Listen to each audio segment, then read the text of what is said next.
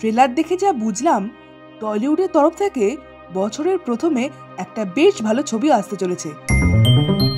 High, this is Hastalipi originals.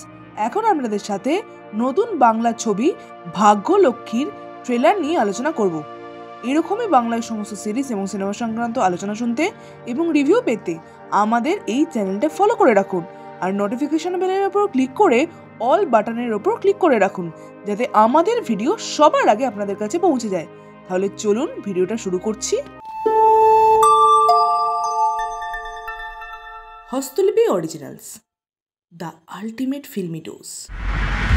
Mainak Bhowmik পরিচালিত 10 জানুয়ারি 2025 সালে ভাগ্যলক্ষ্মী ছবিটা রিলিজ হচ্ছে। এই ছবিতে অভিনয় করছেন ঋত্বিক চক্রবর্তী এবং সোলাঙ্কি রায়রা।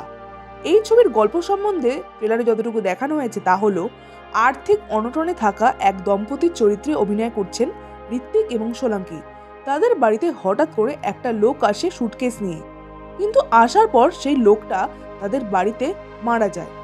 মারা যাওয়ার পর সেই সুটকেস থেকে তারা অনেক টাকা পায়। এই সুটকেস থেকে তারা কি টাকাগুলো নিয়ে নেয়? নেয়ার পর তাদের সঙ্গে কি হয়, বা এই মৃত ব্যক্তির বডি কোথায় গায়েব করা হয়, তা জানতে 10ই জানুয়ারি থিয়েটারে গিয়ে আপনাদের এই ছবিটা দেখে নিতে হবে। এই ট্রেলারের সবচেয়ে পজিটিভ দিক হলো ট্রেলারটা থ্রু আউট এনগেজিং। ভীষণই সুন্দর করে এই ট্রেলারটা কাট করা হয়েছে। সাউন্ডের কাজ ভীষণই ভালো। ডায়লগ যে খুব বেশি আছে ট্রেলারের মধ্যে তাই নয়, তবে এই ট্রেলারটা ভীষণই ইন্টারেস্টিং হয়েছে।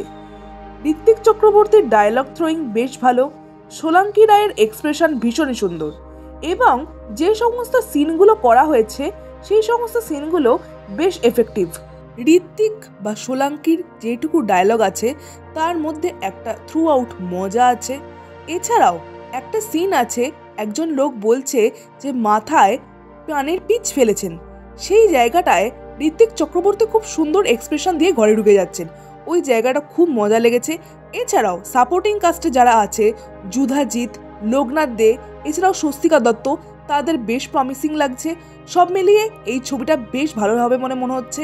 আপনাদের এই ট্রেলারটা কেমন লাগলো অবশ্যই কমেন্টে লিখে জানান, আর আমাদের এই ভিডিওটা লাইক করতে মিস করবেন না প্লিজ।